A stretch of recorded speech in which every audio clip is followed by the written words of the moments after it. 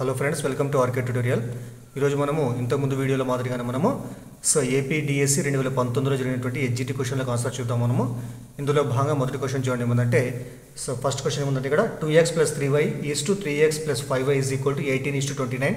అయితే x is to y ఎంతనని ఇక్కడ అయితే వీటి నిష్పత్తికి సమానం అంట. ఇంకా సేమ్ మనం a ఈజ్ టు b అంటే ఏం రాస్తాం, a బై b రాస్తాం, దాని ప్రకారం రాస్తే ఏమొస్తుంది చెప్పండి ఇక్కడ.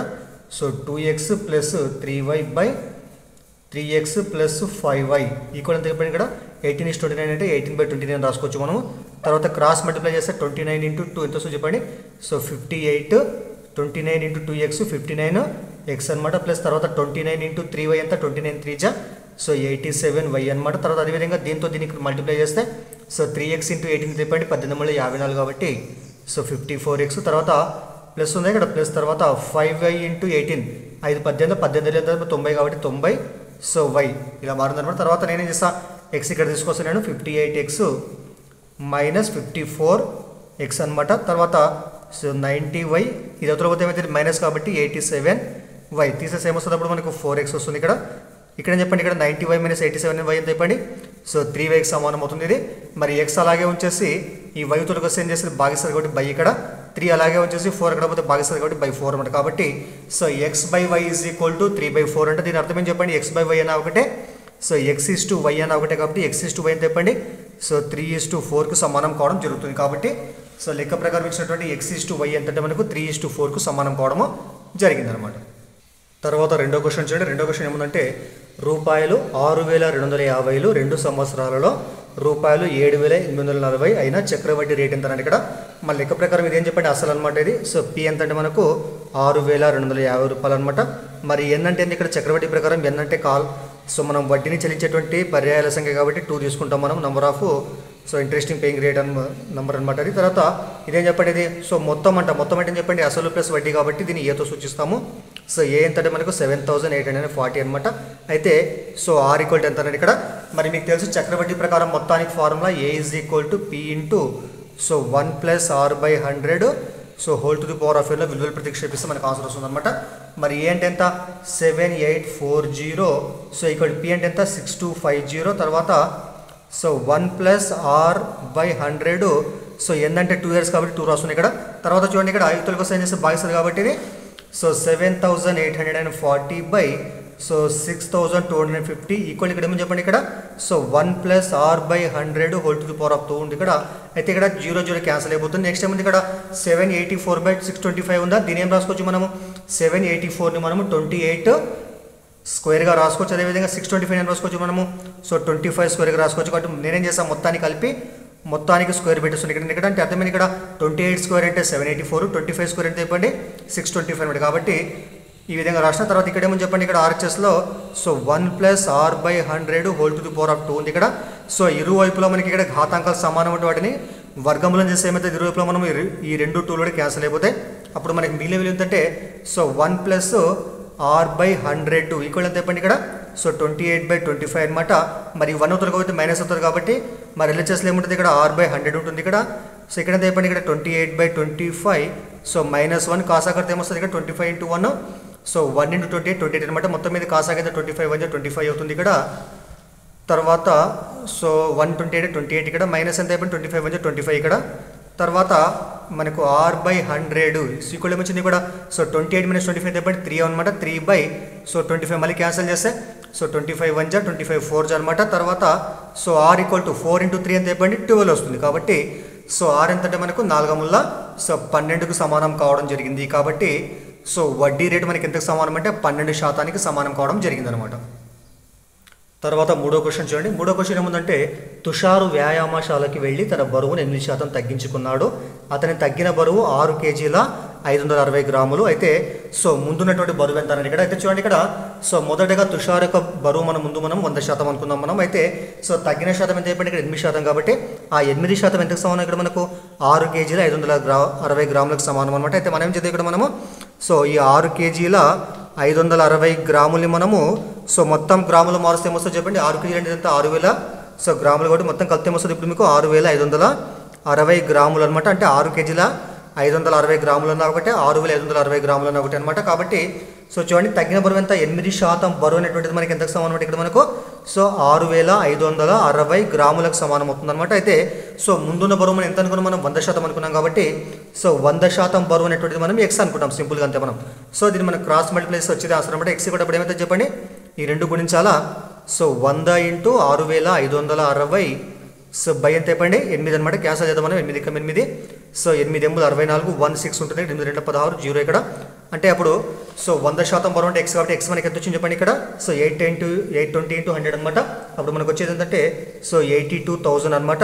అయితే దీని ఏం చేస్తాం మనం, ఇది గ్రాములు అనమాట. కాబట్టి సో అతనికి బరువు ఎంత అంటే 82,000 గ్రాములు అనమాట. సో దాన్ని మనకి కిలోల మారుస్తే ఏమొస్తుంది చెప్పండి, X is equal to so 82,000 by ఏం చేయాలి, 1000తోనే భాగించాలి మనము. అప్పుడు ఏమవుతుంది, సో 3 zeros క్యాన్సల్ మనకి ఏమొస్తుంది అప్పుడు 82 సో కేజీలు. కాబట్టి తుషార్ యొక్క బరువు తగ్గకముందు మనకి ఎంత అంటే 82 కేజీలకు సమానం కావడం జరుగుతుంది అనమాట. తర్వాత 4వ క్వశ్చన్ చూడండి. 4వ క్వశ్చన్ ఏమి ఇచ్చిందంటే, ఒక క్రికెట్ బ్యాటును రూపాయలు 742కు అమ్మడం ద్వారా 6% లాభం పొందిన దానిపై 8% లాభం రావాలంటే ఎంతకు అమ్మాలన్నారు ఇక్కడ. అయితే సో మనకు మొదటి బ్యాట్ యొక్క ధర మనకి ఇవ్వలేదు ఇక్కడ, కానీ సో 6% లాభంతో అమ్మడం వల్ల వచ్చినటువంటి ధర ఎంత అయిపోయింది ఇక్కడ 742 అనమాట. అంటే 742 అమ్మితే వచ్చిన లాభం ఎంత అయిపోయింది ఇక్కడ 6% అనమాట. అయితే ముందుగా ఏమనుకుంటాం మనము, సో బ్యాట్ యొక్క మొదటి యొక్క ధర మనం 100% అనుకుంటాం మనము. అయితే మనకు అమ్మిందంటే ఇక్కడ 6% లాభం కాబట్టి సో 100కు 6 కొడితే ఏమొస్తుంది 106 వస్తుంది. కాబట్టి సో 106% అనమాట. మరి 106% అమ్మితే ఎంత కమ్మినట్లు, 742 అమ్మినట్లు అనమాట. కానీ మనకి ఎంత లాభం, మనకి 8% అంటే అర్థమైంది ఇక్కడ. సో 108% అమ్మితే సో ఎంతకు అమ్మాలన్నట్టు ఇక్కడ క్వశ్చన్ అనమాట ఇక్కడ. కాబట్టి దాన్ని ఎక్స్ అనుకుంటాం మనము. సేమ్ ఇంత మూలంగా మళ్ళీ క్రాస్ మల్టిప్లై చేస్తాం మనము. అప్పుడు ఎక్స్ ఏమొస్తుంది చెప్పండి, X is equal to 742 × 108 so by 106 అనమాట. మరి క్యాన్సల్ చేస్తే ఏమొస్తుంది చెప్పండి ఇది. సో మళ్ళీ ఇక్కడ మనకు సో 106 × 106 106 ఏళ్ళ క్యాన్సల్ అయిపోతుంది ఇక్కడ. కాబట్టి మనకు వచ్చేటప్పుడు విలువ ఎంత ఇక్కడ, సో 108 × 7 ఉంటుంది, ఇంటూ చేస్తే ఏమొస్తుంది సో 7 × 56 7 × 7 అనమాట. కాబట్టి 108% బ్యాట్ అమ్మాలంటే ఎంతకు అమ్మాలి చెప్పినప్పుడు సో 756 రూపాయలకు అమ్మడము సో జరగాలి. కాబట్టి ఆన్సర్ ఎంత 756 అనమాట. తర్వాత 5వ లెక్క చూడండి. ఇక్కడ 5వ లెక్క ఏమంటే, సో 5607 అనేటువంటి సంఖ్య పరిపూర్ణ వర్గం ఒకటకు కలపవలసినటువంటి కనిష్ట సంఖ్య ఎంత ఇక్కడ. ఎప్పుడైనా గుర్తుపెట్టుకోండి, కలపవలసినటువంటి కనిష్ట సంఖ్య ఏం చేస్తాం మనం, చివరిగా మనకు వచ్చేటువంటి శేషం అనేటువంటి మనకు సో మైనస్లో రావాలి, అప్పుడే మనకు కలపాల్సిన సంఖ్య వస్తుంది అనమాట. సరే చూద్దాం. ఇక్కడ మనము భాగాహార పద్ధతి ప్రకారము 5607 మనము సో భాగాహార పద్ధతి వర్గమూలం కనుక్కుంటే మనం 2 బార్లు ఇక్కడ సో 2 అంకెల పైన బార్ ఇక్కడ బార్ అనమాట. మరి 56కి దగ్గరగా ఉన్నటువంటి వర్గమూలం చెప్పండి, సో 7 7 49 కాబట్టి సో 7 7 49 తీసుకుంటే ఇక్కడ మనకు 56లో 14 మధ్య ఏమొస్తుంది చెప్పండి 7 వస్తుంది ఇక్కడ. తర్వాత సో 07 దించుకుంటాము. తర్వాత నెక్స్ట్ ఏం చేస్తాము, ఈ 7కి 7 కలిపేస్తాము. నెక్స్ట్ అంతా మనకు 14 వచ్చింది ఇక్కడ. అయితే మనం 14 పక్కల విలువ ఎంతైతే రాస్తున్నామో అంతే విలువ చేత దాన్ని మనము గుణిస్తామన్నమాట. ఫర్ ఎగ్జాంపుల్ నేను 14 పక్కల నేను ఇంత రావడం కోసము 14 పక్కల 4 రాసిన అనుకోండి. ఇక్కడ నేను ఇక్కడ దేంతో గుణించాలా, 4తో గుణించినప్పుడు మనకు వచ్చే విలువ అంటే సో 576 వస్తుంది. కానీ మనం ఏం చేయాలి ఇక్కడ మనము, సో ఇది పరిపూర్ణ వర్గం కావాలంటే మనము కలపాల్సిన సంఖ్య కాబట్టి ఏం చేయాలి మనము, సో దీని పక్కన రాస్తే వచ్చే విలువ కంటే కూడా ఈ మనకు వచ్చేటప్పుడు దీనికంటే తక్కువగా రాకుండా ఎక్కువగా వచ్చే విలువ తీసుకోవాలి మనం. కాబట్టి సో 14 పక్కల 4 రాసేమొస్తుంది 144 వస్తుంది. 144 4 576 అలా కాకుండా సో 14 పక్కల మనం 5 రాస్తే ఏమొస్తుంది చెప్పినప్పుడు 145 × 5తో గుణించాలి మనం. 145 5 ఎంత పడి 725 అనమాట. అంటే సో దీనికంటే పెద్ద విలువ ఏదైతే వస్తుందో ఆ విలువ తీసుకోవాలి మనం. అంటే తక్కువ విలువ తర్వాత వచ్చేటువంటి మొదటి విలువనే తీసుకుంటాం మనము. సో మనం 14 పక్కల 5 రాస్తే ఇక్కడ ఏం చేస్తాం, ఇక్కడ 5 రాస్తాం మనం. కాబట్టి 145 5 ఎంత చెప్పండి 725 అనమాట. మరి 725లో 707 పోతే ఏమొస్తుంది చెప్పినప్పుడు మనకు వచ్చేటువంటి ఆన్సర్ ఏంటంటే సో -18. ఎందుకోసం అంటే దీని నుంచి పోదు కాబట్టి మనం రివర్స్ తీసేస్తాం కాబట్టి -18 అనమాట. అంటే అర్థమైంది ఇక్కడ. అంటే సో 5607కు మనము 18 కలిపినట్లయితే అది పరిపూర్ణ వర్గం అనేటువంటిది అవుతుంది. కాబట్టి మనం కలపాల్సిన సంఖ్య ఏంటంటే సో 5607 ప్లస్ ఇక్కడ మైనస్ వచ్చింది కానీ ఏం చేస్తాం మనం కలపాలి మనం. కాబట్టి 5607 ప్లస్ 18 కలిపితే మనకు వచ్చేటువంటి విలువ మనకి ఏమవుతుందంటే సో పరిపూర్ణ వర్గం అవుతుంది. దానికి వర్గమూలం ఎంత అంటే 75కి సమానం కావడము జరుగుతుంది అనమాట. అది ఆన్సర్ అవుతుంది. తర్వాత 6వ క్వశ్చన్ చూడండి. 6వ క్వశ్చన్ ఏముందంటే -2/3 మరియు 1/2 మధ్య ఉండేటువంటి ఒక అకర్ణీయ సంఖ్య ఇక్కడ. అయితే మనకు సాధారణంగా మనకు ఫార్ములా తెలుసు. సో A, Bలు 2 అకర్ణీయ సంఖ్యలు అయితే వాటి మధ్య వచ్చేటువంటి అకర్ణీయ సంఖ్యకు ఫార్ములా ఏమంటే యాక్చువల్గా సో A + B జనరల్గా కనుక్కుంటాం మనం. అయితే సో మనం అంటే ఈ విలువ మనకు ఇందులో మనకు ఆప్షన్ ఇక్కడ లేదనమాట. ఏ ప్లస్ బి బై 2 కూడా మనకు వచ్చేట్టు ఆన్సర్ దీనిలో ఇక్కడ లేదనమాట. అయితే దీని అర్థం ఏంటంటే సో ఏవైనా రెండు అకర్ణీయ సంఖ్యలు తీసుకుంటే మనం కేవలం ఒక అకర్ణీయ సంఖ్య మధ్య మాత్రమే అటు మధ్యలో ఉండదు అనమాట. అనంతమైన అకర్ణీయ సంఖ్యలు ఉంటాయి కాబట్టి ఇది మాత్రమే కాకుండా సో వేరే అకర్ణీయ సంఖ్యలు కూడా ఆ రెండు సంఖ్యల మధ్య ఉండడానికి అవకాశం ఉంది కాబట్టి సో ఈ 4 ఆప్షన్లు ఏదన్నా ఇక్కడ మీరు ఒకసారి ఇక్కడ ఆప్షన్లు గమనిస్తే ఏమని చెప్పడం ఇక్కడ ఇచ్చినటువంటి ఈ 3 ఆప్షన్లకు హారం 6 ఉంది కాబట్టి ముందేం చేద్దాం మనము సో ఇచ్చినటువంటి సంఖ్యల యొక్క హారాలు కూడా మనము సో 6గా మార్చుకుందాం మనము. సో -2/3 మొదటి విలువ కాబట్టి సో దీని యొక్క హారం 6 క్వాలిటీ చేస్తాం మనము. 3ను 2తో గుణిస్తే ఏమవుతుంది 6 అవుతుంది కాబట్టి సో 3 రెంట్ల 6 ఇక్కడ అప్పుడు ఏం చేస్తాం 11 కూడా 2తో గుణిస్తాం మనము. సో మళ్ళీ -2 ఇంటూ అని చెప్పండి -4 అంటే అర్థమైంది ఇక్కడ -2/3 అన్న ఒకటే -4/6 అన్న ఒకటే కాబట్టి ఈ విలువ మారిందనమాట. ఎందుకోసం అంటే హారాలు సమానం ఉంది కాబట్టి ఇట్లా రాసిన ఇక్కడ నేను. తర్వాత నెక్స్ట్ ఏమో చెప్పండి ఇక్కడ సో 1/2 ఉంది కాబట్టి దాన్ని కూడా ఏం చేద్దాం మనం 1/2ని కూడా మనము హారం 6 వచ్చే విధంగా చేస్తాం మనము. 2ని ఏం చేస్తాం 3తో గుణిస్తాం కాబట్టి 2 3 6 అవుతుంది. సో 1 3 3 అనమాట కాబట్టి 1/2 అంటే 3/6కి సమానం అనమాట. ఇక్కడ చూడండి ఇక్కడ అంటే ఈ విలువ ఏమో -4/6 ఈ విలువ ఏంటంటే 3/6 అనమాట. మరి వీటి మధ్యలో ఉన్నటువంటి సంఖ్యలు ఇక్కడ ఏమని చెప్పండి ఇక్కడ సో -4/6 తర్వాత 3/6 కాబట్టి -4 3 ఇక్కడ లవాలు తీసుకుంటే మనము -4కు 3కు మధ్యలో ఏమని చెప్పండి లవాలు చూసుకుంటే మనం ఇక్కడ -1 -4కు -3కి మధ్యలో ఉంటుంది. కానీ -5 ఇక్కడ -4 కంటే ముందే ఉంటుంది వీటి మధ్యలో ఉండదు కాబట్టి ఇది కాదనమాట. అదేవిధంగా 5 తీసుకుంటే 3 తర్వాత వస్తుంది కాబట్టి మనకి ఇది కూడా ఆన్సర్ కాదు. కాబట్టి సో -1/6 ఆన్సర్ కావడానికి అవకాశం ఉంది. అయితే మనకి ఇంకో ఆప్షన్ మనకి ఏముంది ఇక్కడ సో 11/12 ఉంది కాబట్టి సో దీన్ని కూడా మనము 11/12గా మారుస్తామో చెప్పండి. హారం దేంతో గుణించాలి 4తో గుణించాలి కాబట్టి మనము సో దీన్ని 3 4 12 కాబట్టి హారం 12 అవుతుంది. తర్వాత లవం ఎంత అవుతుంది సో దీన్ని 4తో గుణించాలి -2 × 4 ఎంత సో -8 అవుతుంది. అదేవిధంగా దీన్ని కూడా గుణిస్తే సో 6తో గుణించాలి 2 6 12 తర్వాత సో 6 యొక్క 6 కాబట్టి -8 6 కానీ ఇక్కడ ఏమైంది ఇక్కడ 11 ఉంది కాబట్టి అదేం చెప్పండి ఇక్కడ సో 6 కంటే పెద్దదంటే అర్థమైంది ఇక్కడ 6కు కుడివైపు ఉంటుంది కాబట్టి సో వీటి మధ్యలో ఉండదు కాబట్టి ఇది మనకు ఆన్సర్ కావడానికి అవకాశం లేదు. కాబట్టి మనకు సో మొదటి ఆప్షన్ -1/6 మనకు ఆన్సర్ కావడం జరుగుతుంది కాబట్టి సో ఇది ఆన్సర్ అనమాట. తర్వాత 7th క్వశ్చన్ చూడండి. 7th ఏముందంటే ఒక 2 అంకెల సంఖ్య 1ల స్థానంలో అంకె 10ల స్థానంలోని అంకెకు 4 రెట్లంట. అయితే మరియు వాటి మొత్తం 10కి సమానం అవుతుందంట. అయితే ఆ సంఖ్య ఏదన్నాడు ఇక్కడ మనకి ఇచ్చిన కండిషన్ ఇచ్చినట్టు 2 అంకెల సంఖ్య అంట. అయితే 1ల స్థానంలో ఉన్నటువంటి అంకె 10ల స్థానంలోని అంకెకి ఎంత కావాలో 4 రెట్లు అన్నమాట. కాబట్టి ఫస్ట్ మనము 10ల స్థానంలో ఉన్నటువంటి అంకెను మనము సో x అనుకుందాం మనం. అప్పుడు మనకి ఏమైతే చెప్పండి సో 1ల స్థానంలో అంకెగా ఏం కావాలి చెప్పండి అది సో దీనికి 4 రెట్లు కాబట్టి 4x అవుతుంది అనమాట. కానీ మళ్ళీ ఏమిచ్చింది ఇక్కడ ఆ అంకెల మొత్తము 10కి సమానం అంటే అర్థమైంది ఇక్కడ వీటి మొత్తం మనకు 10కి సమానం అవుతుంది కాబట్టి సో x + 4x ఈక్వల్ ఎంత చెప్పండి ఇక్కడ 10కి సమానం చేసుకుంటాం మనము. 1x + 4x ఎంత చెప్పండి 5x అవుతుంది. 5x = 10 అవుతుంది. తర్వాత సో మరి x ఏమొస్తుంది చెప్పండి x = 5 ఎక్కడ అవుతుంది భాగిస్తారు కాబట్టి సో 5 ఎక్క 5 రెంట్ల కాబట్టి x మనకు 2 వచ్చింది అనమాట. మరి x 2 అంటే అర్థమైంది ఇక్కడ 10ల స్థానంలోనే అంకె సో x కాబట్టి x = 2 అవుతుంది అనమాట. మరి 1ల స్థానానికి ఇక్కడ 4x కాబట్టి 4 × 2 4 అంటే చెప్పండి 8 అవుతుంది. కాబట్టి సో మనకు కావాల్సిన సంఖ్య ఏమంటే ఇక్కడ సో 28 10ల స్థానంలో 2 1ల స్థానంలో 8 ఉంది కాబట్టి ఇక్కడ మనకు కావాల్సినటువంటి సంఖ్య ఏంటంటే 28కి సమానం కావడము జరుగుతుంది. సో నెక్స్ట్ 8th ఏమని చూడండి ఇక్కడ 8th క్వశ్చన్ సో 2, 3, 4, 5, 6లచే భాగించగా ప్రతిసారి శేషం 1 వచ్చేటువంటి మిక్కిలి కనిష్ట సంఖ్య ఏదైనా ఇక్కడ ఇది చాలా ఈజీ చూడండి. ఇక్కడ ఏం చేస్తాం మనం ఇచ్చినటువంటి సో విలువలు ఏవైతే ఉన్నాయో వాటికి ఫస్ట్ మనం కాసాగు అనుకుంటాము. ఆ కాసాగుకు ఏం చేస్తాం మనం 1 కలిపితే వచ్చేయడం ఆన్సర్ అనమాట. కాబట్టి సో 2, 3, 4, 5, 6 అనమాట వీటి కాసాగు అనుకుందాం మనము. మరి దేని వద్ద చెప్పండి 2 ఎక్కడ పోతుంది కాబట్టి సో 2 1 3 ఎట్లా వస్తుంది ఇక్కడ 2 రెంట్ల 2 5 ఎట్లా వస్తుంది ఇక్కడ 2 3 6 ఇక్కడ ఇక 3 3 3 తీసుకున్నాం మనము.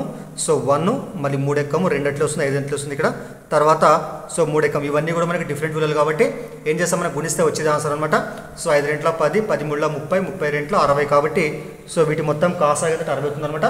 మరి సో 2, 3, 4, 5, 6లచే భాగిస్తే శేషము 0 వచ్చేటువంటి సో సంఖ్య అంటే మనకి 60కి సమానం అనమాట. కానీ ఏం కావాలి మనకి శేషం 1 మిగిలిన చేస్తాం మనము ఈ 60కు 1 కలపాలి మనం. కాబట్టి మనకు వచ్చేటువంటి విలువ ఎంత మనకు 61 కాబట్టి 61 వీటితో భాగిస్తే మనకు ప్రతిసారి శేషము 1 వస్తుంది. కాబట్టి ఆన్సర్ మనకు 61 కావడం జరుగుతుంది అనమాట. తర్వాత 9th క్వశ్చన్ చూడండి. 9th ఏమంటే సో 29, 32, 48 డైరెక్ట్గా మనకి ఇచ్చిన విలువలు ఇక్కడ సో ఇవన్నీ విలువలు కూడా ఆరోహణ క్రమంలో రాయబడినటువంటి పై విలువల సో మధ్యగతం 63 అంటే అయితే x విలువ ఎంత ఇక్కడ అయితే మనకి ఏమిచ్చింది ఇక్కడ ఇచ్చినటువంటి విలువలన్నీ కూడా మనకి ఇవన్నీ కూడా మనకు ముందుగానే ఆరోహణ క్రమంలో ఉన్నాయి. ఆరోహణ క్రమం అంటే మీకు తెలుసు ఆల్రెడీ చిన్న విలువల నుంచి పెద్ద విలువలు అంటే ఈ విధంగా ఉందన్నమాట. అయితే సో మధ్యగతం ఏంటంటే 63 అంటే అయితే ఫస్ట్ చూద్దాం. ఇక్కడ మనం ఎన్ని విలువలు మొత్తం ఇక్కడ మనకి 1 2 3 4 5 6 7 8 9 10 ఉన్నాయి కాబట్టి సరి సంఖ్యలో మనకు విలువలు ఉన్నాయి కాబట్టి ఏం చేస్తాం మనము సో మధ్యగతం అంటే ఇక్కడ 4 వదిలేస్తాం మనము. సో అప్పుడు మనకి మధ్యలో ఏమని చెప్పండి ఇక్కడ సో x - 2, x + 4 ఉందన్నమాట. ఈ రెండు కూడా మధ్యగతం విలువలు అయితే అనమాట. అయితే ఏం చేస్తాం మనం మధ్యగతం అంటే సో మధ్యలో నుండి రెండు విలువల సగటును తీసుకుంటాం. మనం రెండు విలువలు ఏం చేస్తాం మనము ఆ రెండు కూడా కూడి బై 2 చేస్తే వచ్చేటే మధ్యగతం అనమాట. కాబట్టి వీటి యొక్క సగటు ఎంత మనకు x - 2 ప్లస్ x + 4 బై ఏం చేస్తాం మనం 2 తీసుకుంటాం అన్నమాట. ఇది మధ్యగతం అవుతుంది.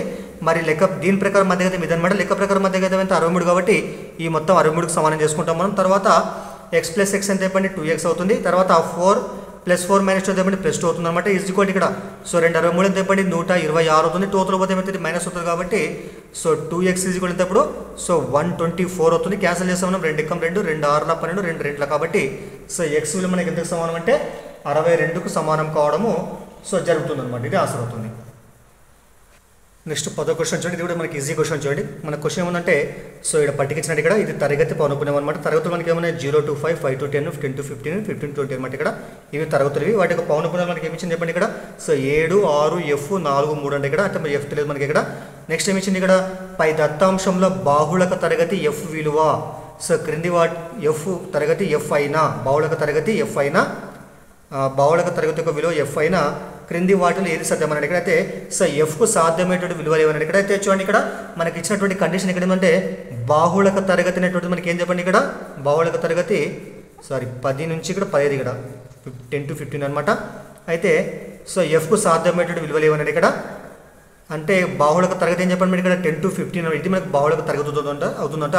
అయితే ఎప్పుడైనా గుర్తుపెట్టుకోండి సో బాహుళకం ఎప్పుడు మనకి బాహుళకం ఎలా తీసుకుంటాం మనము ఇచ్చినటువంటి దత్తాంశాల పౌనపుణ్యాలు మనకి ఏ పౌనపుణ్యం అయితే పెద్దదిగా ఉంటుందో సో దాని యొక్క తరగతిని మనము బాహుళక తరగతిగా తీసుకుంటాం అన్నమాట మనము. కాబట్టి సో ఇందులో చూడండి ఇక్కడ మనకి పెద్ద పౌనపుణ్యం మనకి ఏమని చెప్పండి ఇక్కడ 7 ఉంది ఇక్కడ. కానీ సో మనకు బాహుళక తరగతి మనకి ఏంది ఇక్కడ 0 నుంచి 5 కాదంట. ఏముంది ఇక్కడ మనకు సో 10 to 15 మనకు బాహుళక తరగతి అవుతుందంట. అయితే మరి ఈ తరగతి యొక్క ఎఫ్కు సాధ్యమైన విలువలు ఏమున్నాయి ఇక్కడ ఇక్కడ ఏమిచ్చిన ఫస్ట్ చెప్పండి ఇక్కడ సో F <8 <8 అంటే అర్థమైంది ఇక్కడ F అనేటువంటిది 8 కంటే చిన్నది అర్థమైంది ఇక్కడ సో 7 కావచ్చు. కానీ ఇక్కడ 7 ఉంటే సో 7 6 అట్లా కావచ్చు అనమాట. కాబట్టి 7 ఉంటే మనకి ఏంది బాహుళక తరగతి కాదు. కాబట్టి సో ఇది మనకి కరెక్ట్గా ఉండడానికి అవకాశం లేదు. సెకండ్ ఏమింది ఇక్కడ F > 8 ఇక్కడ అంటే అర్థమైంది ఇక్కడ F అనేటువంటిది 8 కావచ్చు అంతకంటే పెద్దది కూడా కావచ్చు. కాబట్టి సో ఈ అన్ని మిగతా పౌనపుణ్యాలు 7 6 4 3 కంటే ఈ పౌనపుణ్యం పెద్దదిగా ఉండాలి. కాబట్టి సో ఇది సో ఇక్కడ పెద్ద విలువ మనకి ఏముంది 7 ఉంది కాబట్టి 7 కంటే పెద్దదిగా ఉండాలి. కాబట్టి సో దీనికి సరిపోతుంది. ఎందుకంటే F అనేటువంటిది 8కి సమానం కావచ్చు 8 కంటే పెద్దది అంటే అర్థమైంది ఇక్కడ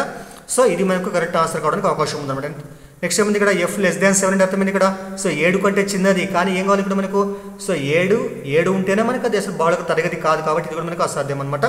సో F <3 ఇది కూడా తప్పు అనమాట. కాబట్టి ఫస్ట్ ఈ సెకండ్ మనకి F <= మనకి 8 అనేటువంటిది మనకు బాహుళక తరగతికి సాధ్యమైనటువంటి F విలువ కావడానికి అవకాశం ఉందన్నమాట. కాబట్టి సెకండ్ ఆన్సర్ అవుతుంది. తర్వాత 11th క్వశ్చన్ చూడండి. 11th ఏముందంటే రెండు సంపూరక కోణాలు 5:7 నిష్పత్తిలో ఉంటే ఆ కోణాలు ఏమన్నా ఇక్కడ మీకు తెలుసు. సంపూరక కోణాలు అంటే ఏంటి రెండు కోణాల మొత్తము 180 డిగ్రీలు అయితే రెండు కోణాల మొత్తము సో 180 డిగ్రీస్ అయితే ఆ కోణాలు ఏమంటారంటే సంపూరక కోణాలు అంటారు అనమాట. అయితే వాటి నిష్పత్తి మనకి ఏముంది ఇక్కడ 5:7 ఉంది కాబట్టి ఆ కోణాలు ఏమన్నా ఇక్కడ నిష్పత్తి మనకు 5:7 కాబట్టి ఇది మొదటి నిష్పత్తి మొదటి విలువ ఎంత 5 భాగాలు రెండో విలువ ఎంత మనకి 7 భాగాలు అనమాట. మరి మొదటి కోణాన్ని కనుగొనడం కోసం ఏం చేస్తాం మనము సో మొదటి విలువ రాసేసి ఆ నిష్పత్తుల విలువ రెండు కూడా కూడతాం మనం. వాటి భాగాల మొత్తం ఏంటంటే 5 + 7 ఎంత 12 అవుతుంది అనమాట. 12 ఇంటూ ఎంత అయిపోయింది ఇక్కడ సో 180 తీసుకుంటాం మనం. కాబట్టి 12 × 12 12 × 12 ఇక్కడ సో మీకు ఎంత 6 ఉంటుంది కాబట్టి 60 12 5 60 కాబట్టి సో 15 × 5 ఎంత అయిపోయింది 15 75 కాబట్టి సో 5 భాగాలు ఉంటే మొత్తం కోణం ఏంటంటే 75 డిగ్రీస్ అనమాట. మరి రెండో కోణం ఎంత వస్తుంది ఆటోమేటిక్గా మనకు ఎంత వస్తుంది అది సో 2 కూడితే 180 కాబట్టి నెక్స్ట్ ఎంత 105కి సమానం కావాలి. ఇప్పుడు కనుక్కుంటే మనము సేమ్ ఇంత లాగా రెండో భాగం 7 సో 12 × 180 చేసేది కూడా మనకు 12 × 12 15 సో 15 105 కాబట్టి ఇది రెండో కోణం అన్నట్టు. కాబట్టి కోణాలు మనకి ఏమిటంటే 75 105 కావడం జరుగుతుంది అనమాట. తర్వాత 12వ క్వశ్చన్ చూడండి ఏముందంటే ఒక త్రిభుజాకార స్థలం యొక్క భుజాల నిష్పత్తులు వరుసగా 12:17:25 దాని చుట్టుకొలత 540 చదరపు సెంటీమీటర్ వస్తుంది ఇక్కడ. దాని చుట్టుకొలత 540 సెంటీమీటర్లు. అయితే దాని యొక్క పెద్ద భుజం పొడుగుతారని ఇక్కడ. అయితే చూడండి ఇక్కడ మనకి ఇచ్చిన నిష్పత్తి ఏముంది ఇక్కడ 12 17 20 అంటే అర్థమైంది ఇక్కడ సో ఒక భాగం 12 ఒక భుజం 12 భాగాలు ఇంకో భుజం 17 భాగాలు ఇంకో భుజం 20 భాగాలు ఉన్నట్లయితే ఆ మొత్తం చుట్టుకొలత ఎంత అయిపోయింది ఇక్కడ 540కి సమానం అంటే అయితే పెద్ద భుజం ఎంత అన్నాడు అంటే చూడండి ఇక్కడ సో మనకి ఇచ్చిన నిష్పత్తులు పెద్ద ఇక్కడ భాగం ఏదైతే ఉంటుందో అదే మనకి పెద్ద భుజం యొక్క విలువ అవుతుంది అనమాట కాబట్టి సో 25 పైన తీసుకుని మనం 25 ఈ నిష్పత్తుల మొత్తం ఎంత మొత్తం మనకు 54కు సమానం అవుతుంది కాబట్టి సో మరి మొత్తం చుట్టుకొలత 540కి సమానం కాబట్టి సో నిష్పత్తుల పెద్ద విలువ బై ఈ నిష్పత్తులను విలువల మొత్తము ఇంటూ ఎంత అయిపోయింది ఇక్కడ సో మొత్తం చుట్టుకొలత 540 కాబట్టి 540 మనకు భాగారం చేస్తే వస్తుంది ఇక్కడ మనం క్యాన్సల్ చేసుకోవచ్చు 54 1 జా 54 సో 10 జా 540 అవుతుంది నెక్స్ట్ ఏం వస్తుంది ఇక్కడ 25 to 10 చెప్పండి సో 250కి సమానం అవుతుంది కాబట్టి మనకు సో పెద్ద భుజం యొక్క పొడవు ఏంటంటే మనకు 250 సెంటీమీటర్లకు సమానం కావడము జరిగింది అనమాట ఈ విధంగా అనుకుంటాం మనం నెక్స్ట్ 13వ క్వశ్చన్ ఇది కూడా చాలా ఈజీ క్వశ్చన్ 13వ క్వశ్చన్ కూడా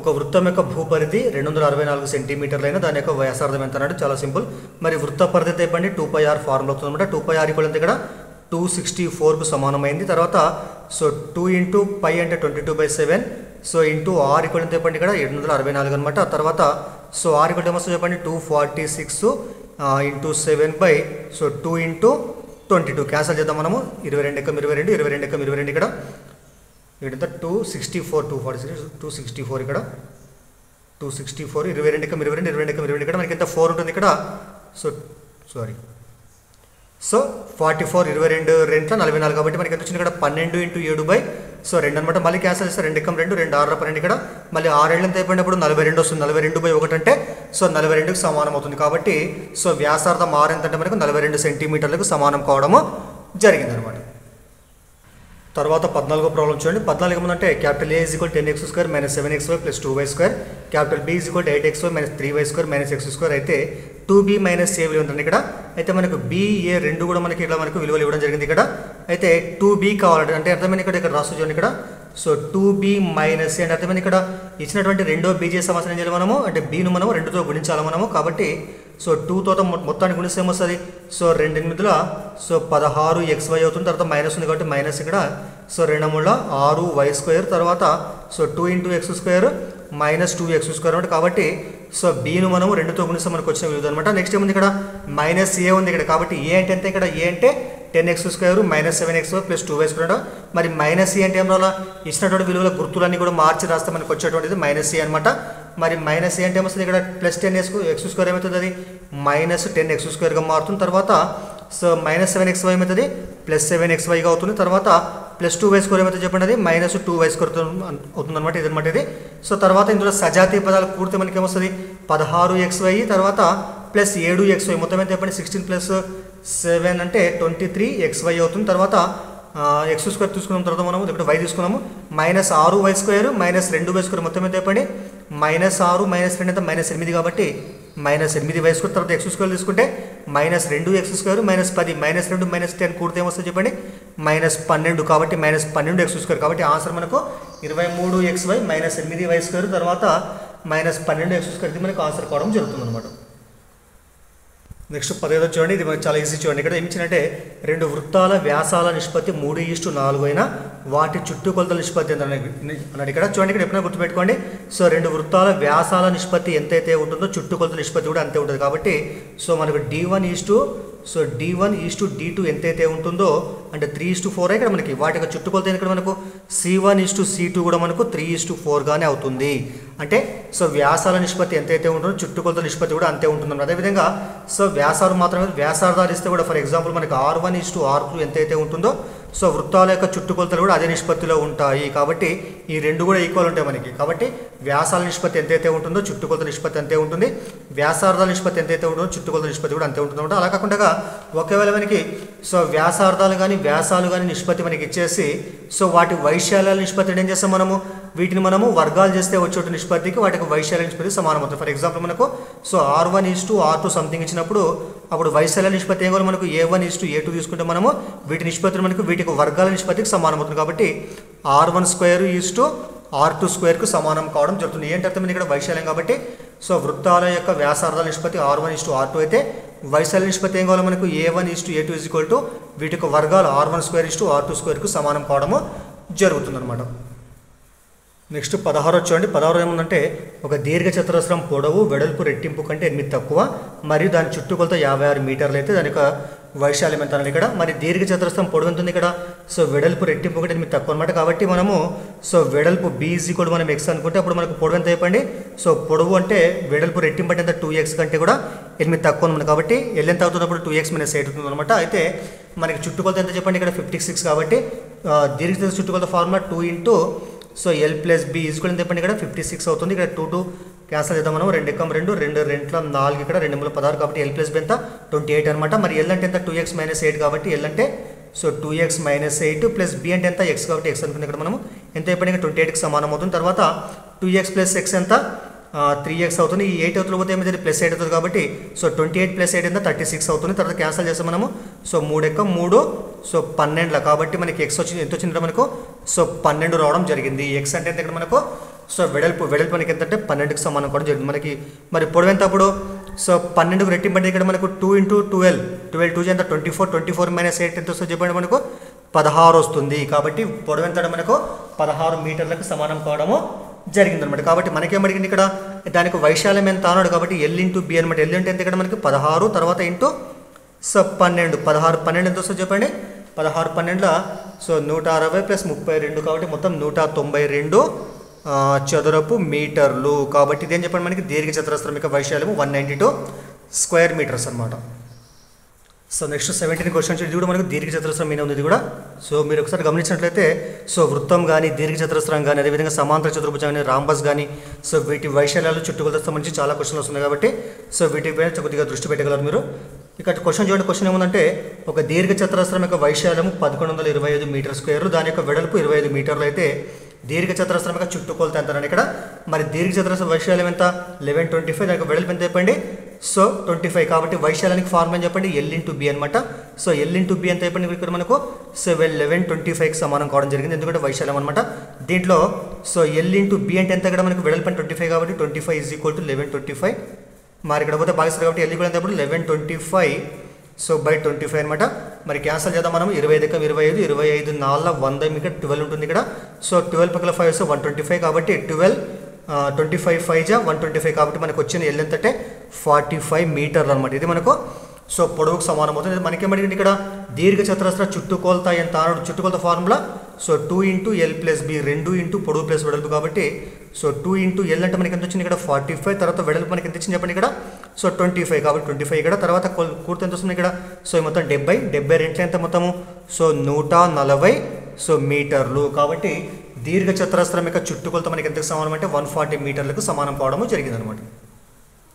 తర్వాత 18వ క్వశ్చన్ చూడండి. 18వ క్వశ్చన్ ఏమంటే 64 ఘనపు సెంటీమీటర్ల ఘన పరిమాణం గల 2 సమఘనాలు కలపబడిన ఏర్పడినటువంటి దీర్ఘఘనం యొక్క సంపూర్ణతల వైశాల్యం ఎంత ఇక్కడ. అయితే చూడండి పడాలి ఇక్కడ సో ఇదొక సమఘనం ఇదొక సమఘనం అనమాట.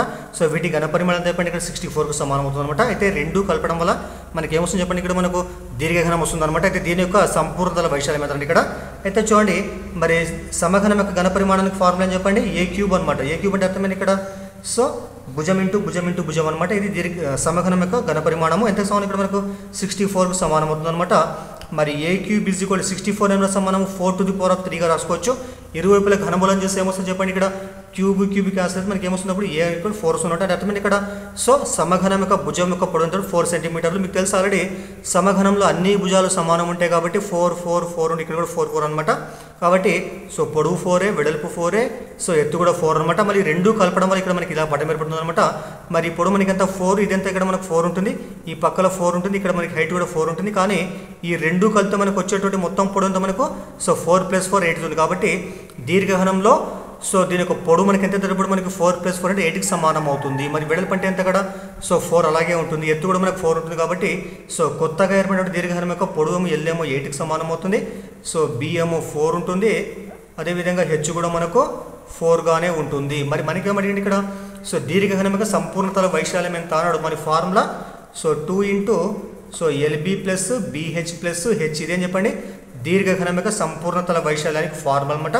మరి సో 2 × L × B అంటే ఇక్కడ మనకి 8 4 8 4 ఎంత చెప్పండి సో 32 B × H 4 16 తర్వాత H × L 4 × 8 ఎంత చెప్పండి ఇక్కడ సో 32 అనమాట. కాబట్టి ఈ మొత్తం కూర్త మనకు వచ్చేది ఏంటంటే సో ఎంత ఇక్కడ సో 40 తర్వాత 70 చూడండి సో 32 32 64 64 1 6 సో 70 71 10 80 80 ఇంటూ 2 82 ఎంత చెప్పండి 160 కాబట్టి దీర్ఘఘనముకు ఘనపరిమాణం ఎంత 160 సో ఘనపు సెంటీమీటర్లకు సమానం కావడము జరిగింది. తర్వాత 19వ క్వశ్చన్ మనకి సూత్రం పైన ఆధారపడిన క్వశ్చన్ అనమాట. ఇది ఏమిచ్చినట్టు ఇక్కడ x మైనస్ వై ఈజ్వల్ 9 మరియు xy ఈజ్వల్ 5 అయినా x³ మైనస్ y³ యొక్క విలువ ఎంత కూడా అయితే x మైనస్ వై అనేటువంటి సూత్రం మనం తీసుకుంటాం. మనం x minus y whole cube తీసుకుంటాం మనము. So x minus y whole cube equal formula ఏం చెప్పండి x³ minus y³ minus 3xy into x minus y ఇది మన ఫార్ములా అనమాట. సో దీంట్లో విలువలు ప్రతిక్షేపిస్తే మనకు వచ్చేది ఆన్సర్ అనమాట. మరి x మైనస్ వై మనకి ఎంత ఇచ్చింది చెప్పండి 9 కాబట్టి సో 9 ఘాతాంకం 3 ఈజ్ ఈక్వల్ టు ఇదిగా నాకు కావాలి కాబట్టి అట్లా పెట్టేసాక నేను x³ మైనస్ y³ అలాగే ఉంచేస్తే మనకు కావాల్సింది కాబట్టి సో మైనస్ 3 ఇంటూ xy అంటే ఎంత చెప్పండి ఇక్కడ 5కి సమానం కాబట్టి 5 తర్వాత మళ్ళీ ఇంటూ x మైనస్ వై ఎంత 9కి సమానం అవుతుంది ఇక్కడ 9 రాసిన ఇక్కడ మరి 9³ అంటే ఎంత చెప్పండి 9 ఇంటూ 9 ఇంటూ 9 అంటే మనకు 729 రావడం జరుగుతుంది ఇక్కడ. ఇది తర్వాత x³ మైనస్ y³ తర్వాత ఇక్కడ గుణిస్తే మనము సో 5 15 19 ఎంత 135కు సమానం కావడం జరుగుతుంది. ఇతరుల కోసం అయితే ఇది ప్లస్ అవుతుంది కాబట్టి 729 ప్లస్ 135 ఈక్వల్ ఎంత అంటే ఇక్కడ మనకు x³ మైనస్ y³ సమానం కావడం జరుగుతుంది. మళ్ళీ రెండు కూడితే మనకి ఎంత వస్తుంది చెప్పండి x³ minus y³ is equal to so 864కు సమానం కావడం జరిగింది. కాబట్టి x³ మైనస్ y³ యొక్క విలువ ఎంతంటే సో 864కు సమానం కావడం జరిగింది అనమాట. సో ఈ యొక్క పేపర్లో చివరి క్వశ్చన్ అనమాట ఇది. సో దయచేసి వీడియోని లైక్ చేయండి, షేర్ చేయండి, అదేవిధంగా ఛానల్ని కూడా సబ్స్క్రైబ్ చేయండి. సో 20 క్వశ్చన్ చూడండి ఇక్కడ 144 into x² minus 81 into y² కారణాంకాలు ఇవ్వనండి ఇక్కడ. అయితే చూడండి ఫస్ట్ ఏం చేస్తాం మనము 144ని 12 స్క్వేర్గా రాసుకోవచ్చు మనము. మరి మొత్తానికి స్క్వేర్ రాస్తే ఏమొస్తుంది చెప్పినప్పుడు దీన్ని మనము సో 12x హోల్ స్క్వేర్గా రాసుకోవచ్చు. అదేవిధంగా 81 యొక్క వర్గం ఎంత చెప్పండి సో 81 యొక్క వర్గమూలం 9 కాబట్టి సో వర్గమూలం 9 కాబట్టి దీని ఏం రాస్తాం మనము సో 9y హోల్ స్క్వేర్గా రాసుకుంటాం మనము. మరి దేనిలా కొంచెం చెప్పండి ఇది ఏ సూత్రం ప్రకారం ఉందంటే మనకి ఇది so a² minus b² is equal to so a plus b into a minus b సూత్రం ప్రకారం ఉందన్నమాట. దానిలోకి విడగొడతాం మనము. మరి ఇక్కడ కంపేర్ చేసుకుంటే ఏముంది ఇక్కడ సో 12x హోల్ స్క్వేర్ తర్వాత మైనస్ b అంటే ఎంత so 9y whole square compare చేసుకుంటే a అంటే 12x b అంటే 9y అనమాట. మరి దీనిలోకి విడగొడితే ఏమొస్తుంది చెప్పండి మనకు అప్పుడు సో a అంటే 12x కాబట్టి 12x ప్లస్ b అంటే 9y తర్వాత a మైనస్ b అంటే చెప్పండి సో మళ్ళీ 12x మైనస్ 9y అనమాట. అయితే మనకు ఇచ్చినటువంటి ఆప్షన్లో మనకు ఇవి ఆన్సర్ లేవు అక్కడ.